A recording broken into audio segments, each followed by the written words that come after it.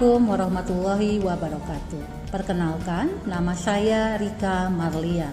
Saya adalah salah satu dosen di program studi Sarjana Terapan Transportasi Darat di Politeknik Transportasi Darat Indonesia (STTD) yang berlokasi di Kabupaten Bekasi, Jawa Barat. Saya mengampu mata kuliah analisa kelayakan proyek pada semester ganjil dan mata kuliah manajemen proyek pada semester genap. Pada kesempatan kali ini saya akan menyampaikan pernyataan diri dalam unjuk kerja Tridharma Perguruan Tinggi dalam bidang pengajaran. Mata kuliah yang akan saya deskripsikan pada kesempatan kali ini adalah mata kuliah manajemen proyek dengan metode DIA atau Delivery, Interaction, and Assessment. Mata kuliah manajemen proyek berbobot 3 SKS yang terdiri dari 1 SKS teori dan 2 SKS praktek dan ditempuh pada semester genap atau semester 4 dengan jumlah pertemuan 14 pertemuan ditambah 2 pertemuan untuk ujian tengah semester dan ujian akhir semester. Mata kuliah ini memiliki mata kuliah prasyarat, yaitu mata kuliah analisa kelayakan proyek yang wajib ditempuh mahasiswa pada semester sebelumnya atau semester ganjil, yaitu semester 3. Mata kuliah manajemen proyek adalah mata kuliah yang terdiri dari materi yang dibagi menjadi 3 bagian besar. Yang pertama adalah bagian konsep dan area ilmu manajemen proyek. Di dalamnya berisi perilaku dan dinamika proyek, proyek dan manajemen fungsional, profesi dan area ilmu manajemen proyek, konsep sistem dan pengelolaan integrasi proyek. Lalu yang kedua adalah kelayakan proyek dan keputusan investasi. Di sini akan dipelajari studi kelayakan dan aspek-aspek yang perlu dianalisis, yaitu aspek pasar, aspek teknis, aspek finansial, aspek sosial ekonomi, pendanaan proyek, AMDAL, dan juga dampak lingkungan proyek. Yang terakhir adalah bagian perencanaan dan perangkat serta peserta dari proyek itu sendiri. Di dalamnya berisi perencanaan strategis dan operasional proyek, perencanaan waktu dan jaringan kerja, metode dan teknik perencanaan penyusunan jadwal, dan sumber daya proyek.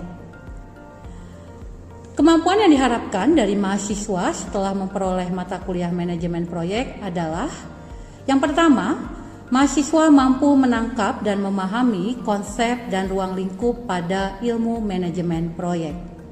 Yang kedua, mahasiswa mampu memahami dan melakukan analisa kelayakan proyek dan keputusan investasi.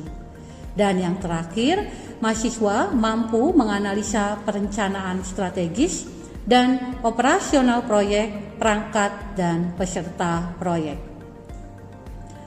Untuk bobot penilaian mata kuliah manajemen proyek adalah 20% dari nilai tugas atau praktek, lalu 40% dari nilai ujian tengah semester, dan 40% dari ujian akhir semester dengan total nilai 100%. Nilai akhir perkuliahan akan saya sampaikan pada sistem informasi akademik yang ada di Politeknik Transportasi Darat Indonesia (STTD).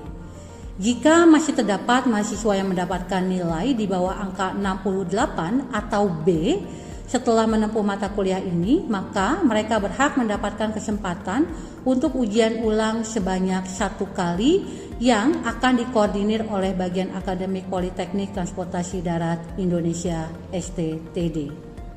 Berikut saya sertakan video pembelajaran mata kuliah manajemen proyek pada pertemuan keempat dengan pokok bahasan tim proyek.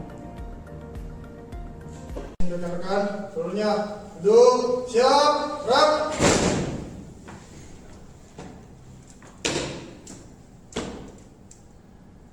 Lapor PD 210 jumlah 30 lengkap, siap mengikuti pembelajaran pada pagi hari ini. Lanjutkan.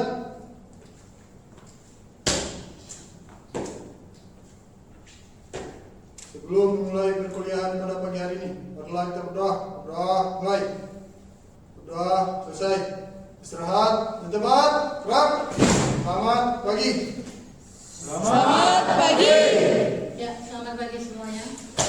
Apa kabarnya hari ini?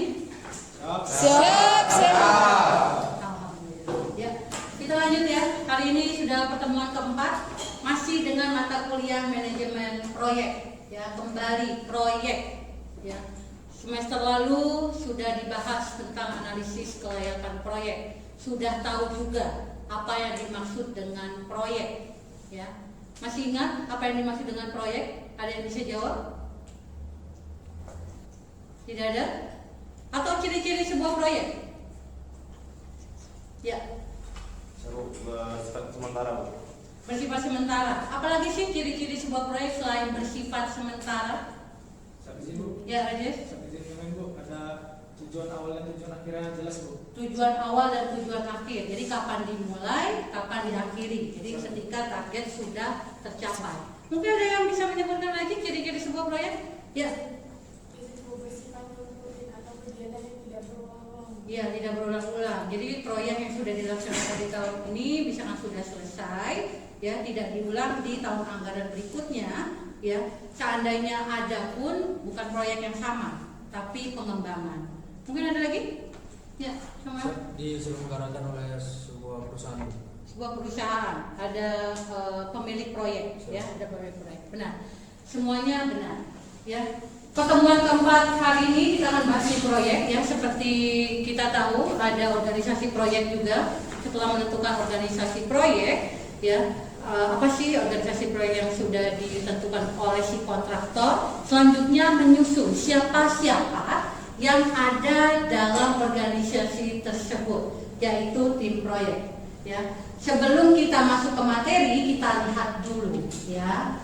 Setelah kalian memperoleh mata kuliah hari ini, ya, apa yang akan kalian tahu, ya? Kalian nantinya akan mengetahui pembentukan tim dalam proyek. Bagaimana, ya? Bagaimana sih, ya, ketika pemilik proyek atau pelaksana proyek atau yang nanti kita lihat apa yang dimaksud dengan stakeholder itu membentuk sebuah tim dalam proyek berdasarkan organisasi proyek yang sudah dipilih di tahapan sebelumnya. Yang kedua adalah mengetahui kompetensi di setiap bagian dari tim. Ya, nanti ada di breakdown di bawahnya. Ya, ada tim-tim ahli teknis, ahli keuangan, ya, atau di lapangan itu semuanya ada persyaratan kompetensi yang harus dimiliki oleh anggota masing-masing tim. Ya, kita lanjut. Nah, pengertian dari tim proyek.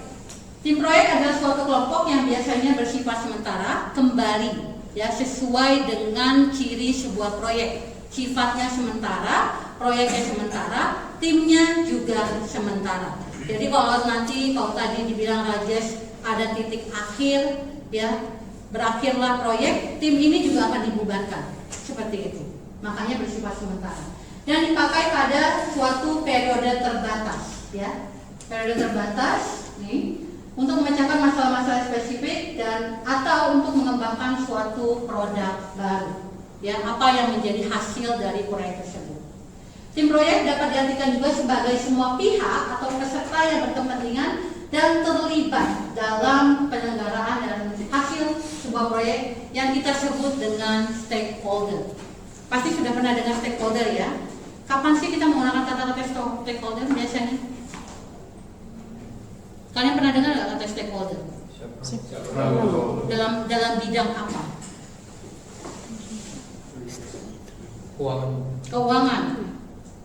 Keuangan. Contohnya?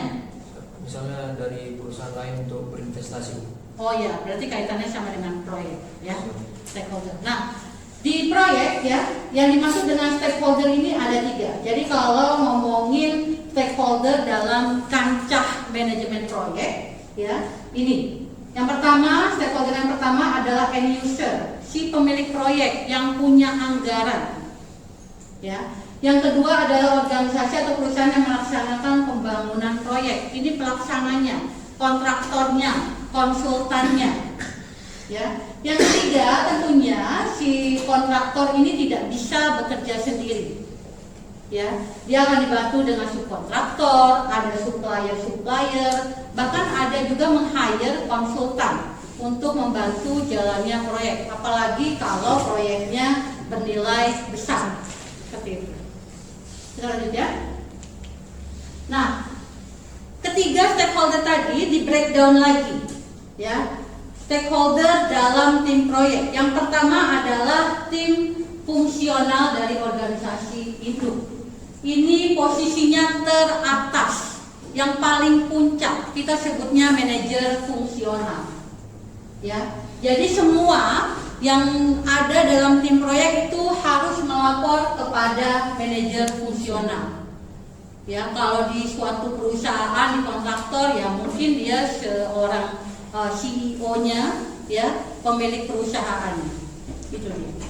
Yang kedua adalah tim inti. Tim inti ini ya ada di project office. Jadi ada kantor untuk menyelenggarakan sebuah project. Nah, untuk tim inti ini terbagi menjadi dua, ya. Yang pertama tim inti yang bertempat di kantor pusat, ya, yang diketuai oleh manajer proyek.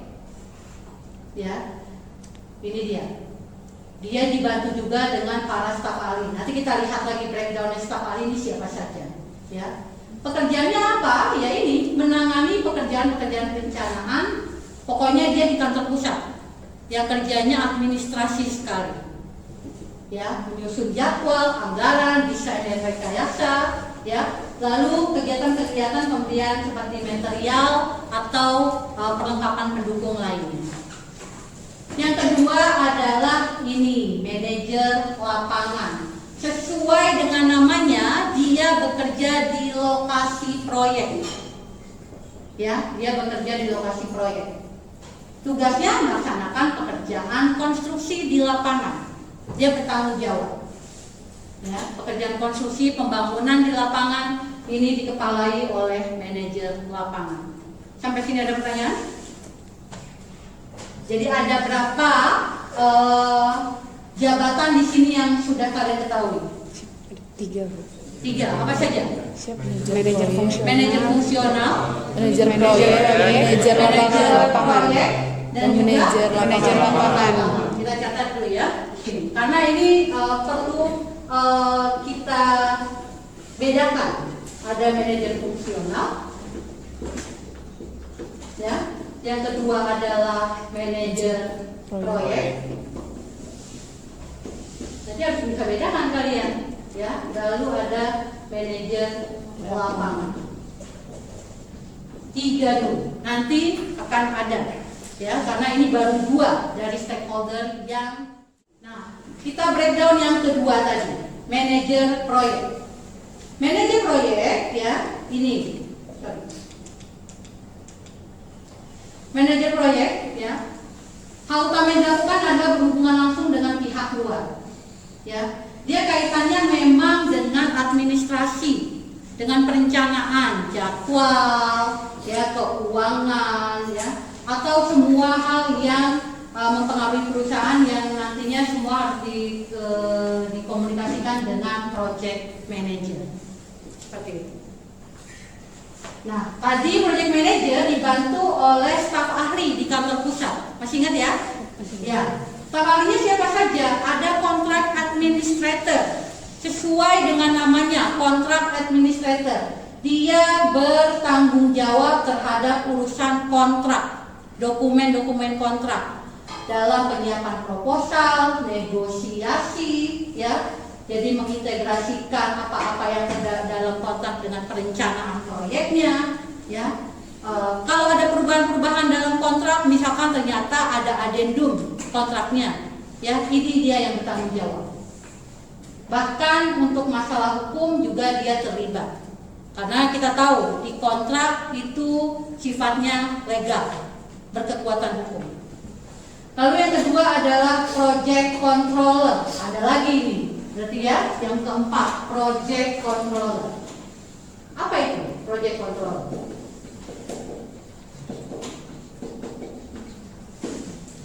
Ya, dia membantu manajer proyek dalam perencanaan, pengendalian, pelaporan, dan evaluasi.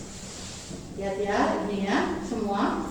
Ya, jadi memang benar-benar membantu sesuai tugasnya, bertanggung jawab, membantu manajer proyek atau project manager. Selanjutnya. Yang kedua adalah project accountant. Kata kuncinya adalah accountant. Berarti dia kaitannya dengan akuntansi, dengan keuangan, finansial. Ya. Jadi semua pekerjaan akuntansi, finansial ini dikerjakan oleh project accountant dan dia nanti harus melaporkan kepada manajer proyek. Yang keempat adalah customer liaison. Ini adalah perwakilan teknis klien atau user. Tadi siapa user? Pemilik proyek yang punya anggaran. Jadi ini adalah orang dari pihak yang mempunyai anggaran. Kalau kita PNS yang punya proyek berarti ya sudah, berarti PNS ya perwakilan dari pihak pemerintah yang masuk dalam tim proyek. Ini pada saat pengerjaan proyek dulu sering saya jadi customer liaison. Ya, jadi memang nanti terlibat dalam pembahasan teknis terkait proyek seperti itu. Ya. Lalu yang kelima adalah production coordinator. Ya, kaitannya dengan production, hasilnya dia mengkoordinasikan semua. Apa sih hasil dari proyek itu yang tertera di dalam kontraknya? Ya, lingkupnya apa yang dihasilkan? Itu dia. Kita lanjut. Nah, ini Quality Assurance Supervisor. Dia tugasnya mengatur dan membuat prosedur pemeriksaan untuk memastikan pemenuhan kualitas. Jadi kata quality pastinya kualitas. Tahu ya, proyek itu harus tepat, waktu tepat, sasaran, tepat mutu, ya, lalu tepat kaitannya dengan biaya, tepat biaya. Jadi tepat waktu, tepat mutu, dan tepat biaya. Ini dia memastikan khusus untuk kualitasnya, mutunya. Ya, jangan sampai nanti ada defect. Dia memastikan, ya, defectnya adalah zero, agar hasil yang ingin dicapai dari proyek itu bisa tercapai. Lanjut ke manajer lapangan. Nih, tadi manajer proyek, ya, beserta staf ahlinya sudah kita bahas. Kita lanjut ke manajer lapangan. Yang tadi lokasinya kerjanya di mana? Lapangan. Di lokasi proyek. Ya. Tugasnya ngapain nih? Mengawasi pemasangan, pengujian, pemeliharaan, dan penyerahan hasil akhir proyek kepada lapangan. Tanggung jawabnya meliputi penjadwalan operasi, ya. Walaupun sudah dibuatkan jadwal oleh manajer proyek di kantor pusat, dia memastikan realisasinya di lapangan sesuai nggak dengan perencanaan. Dia nggak meleset. Juga memonitor pembiayaan. Ya, ingat ya, ada pengendalian biaya. Ini dia juga yang memonitor di lapangan. Ya, lalu mengawasi personil di lapangan, SDM-nya, pekerjanya, dan juga nanti terus berhubungan dengan manajer proyek di kantor pusat. Itu dia. Yang ketiga adalah customer. Customer siapa sih? Pelanggan. End user. Ya, end user. Yang punya anggaran. Ya. Jadi yang siapa yang akan menggunakan proyek tersebut, hasilnya. Nah, ada lagi nih, project leader. Apalagi tuh Bu? Kan harus bisa bedakan nanti. Ya. Project leader. Project leader, ya, posisi kedua yang harus diisi di bawah manajer proyek. Berarti posisinya tinggian mana? Manajer proyek atau pimpinan proyek? Manajer proyek. Pernah dengar pimpro kan? Ya. Ini dia. Ya. Jadi manajer proyek itu lebih tinggi di atas pimpro, project leader.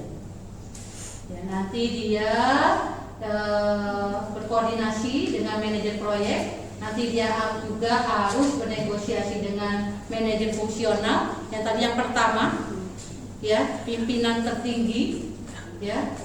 Nah, tugas-tugasnya yang berikan adalah manajer fungsional. Ya. Walaupun dia di bawah manajer proyek, tapi tugas-tugas yang memberikan adalah tetap pimpinan tertinggi, manajer fungsional. Yang kelima, ya, stakeholder yang ketiga tadi apa? Supplier, subkontraktor, konsultan. Ini yang memberikan informasi, biasanya kita sebut konsultan, ya, memberikan material, supplier, lalu sumber daya lainnya. Ya, bukan cuma material. Kadang ada supplier yang memang menyuplai atau menyediakan tenaga kerja, misalkan, ya. Nih, maksudnya adalah pelaksana yang terakhir. Pelaksana ini adalah para pekerja yang dikhususkan sebagai pelaksana dari tugas proyek studi. Oke? Sampai sini ada pertanyaan? Izin bertanya Bu, bagaimana cara kita dalam membuat sebuah tim proyek yang efektif, yang dimana nantinya tim proyek yang efektif tersebut akan menjadi kunci keberhasilan dalam sebuah proyek. Oke, terima kasih atas pertanyaannya, Rajes. Ya, bagaimana membuat tim proyek yang efektif? Pertama, tentukan dulu organisasi proyeknya. Ya, di pertemuan sebelumnya sudah kita bahas. Ya, lalu kembali kita lihat. Masih ingat kalau sebuah proyek itu selalu khas. Lihat dari jenis proyeknya. Ada yang masih ingat apa saja jenis-jenis proyek? Ya, Raja sendiri. Proyek infrastruktur, manufaktur. Nah itu yang konstruksi. Ada yang lain mungkin?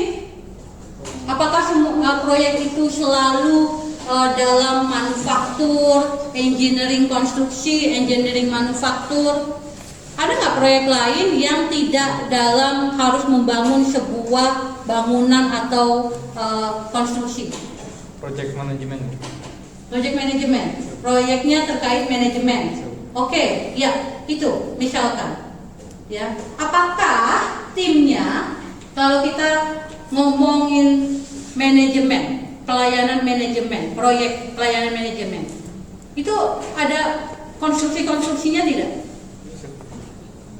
Apa yang dihasilkan biasanya?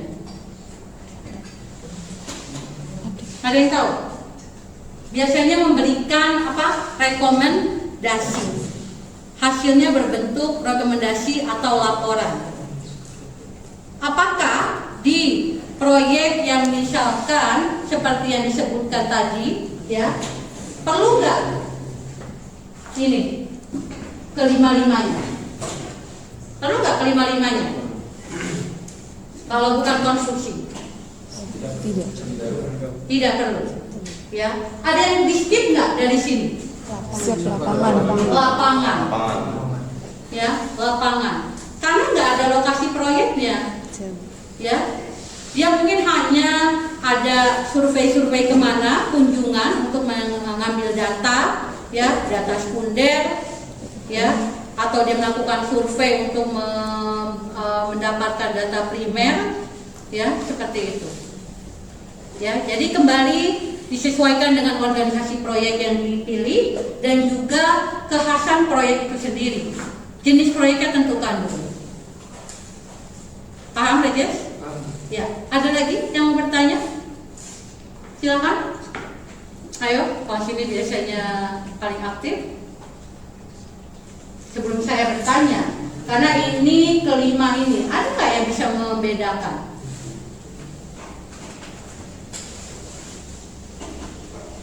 Ada yang tidak yang bisa membedakan?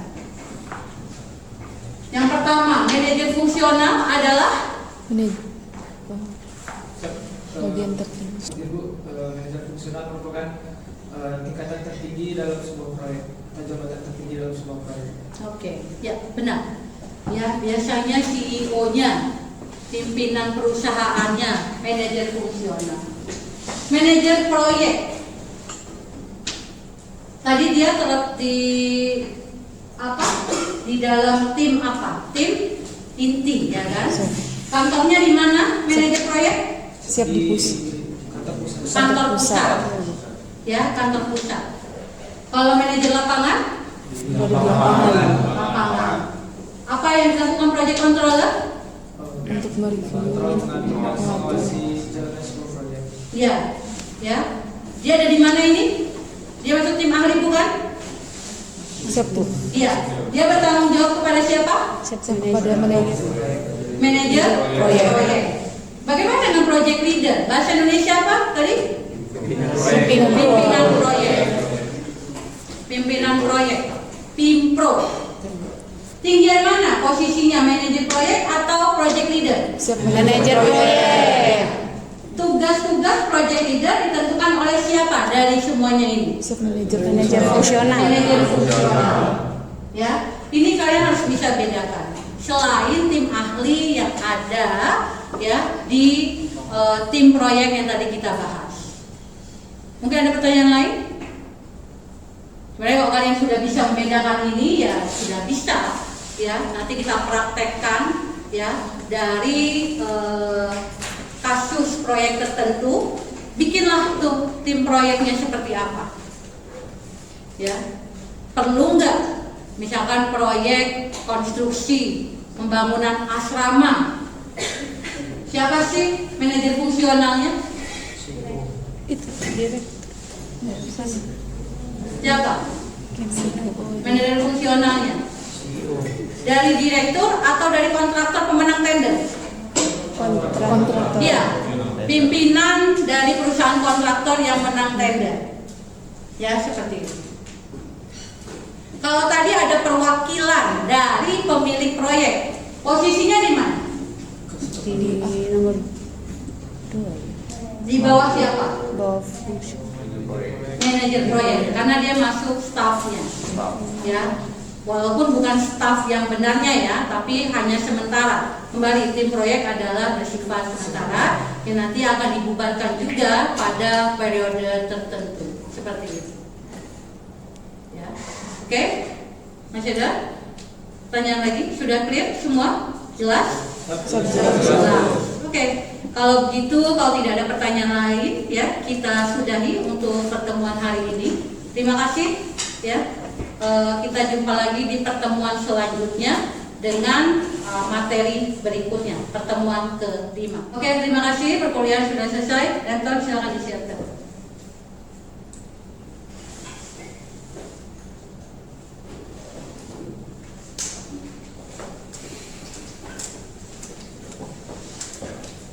Izin Bu, izin rekan-rekan, semuanya duduk, siap, gerak.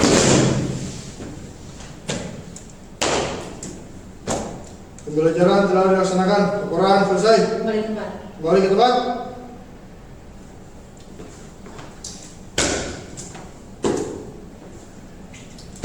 Mengakhiri perkuliahan pada pagi hari ini. Marilah kita berdoa. Berdoa mulai.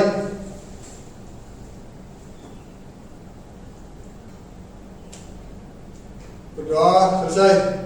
Istirahat di tempat. Gerak. Terima kasih. Demikian yang dapat saya sampaikan dalam unjuk kerja Tridharma Perguruan Tinggi dalam bidang pengajaran. Terima kasih dan saya akhiri dengan wassalamualaikum warahmatullahi wabarakatuh.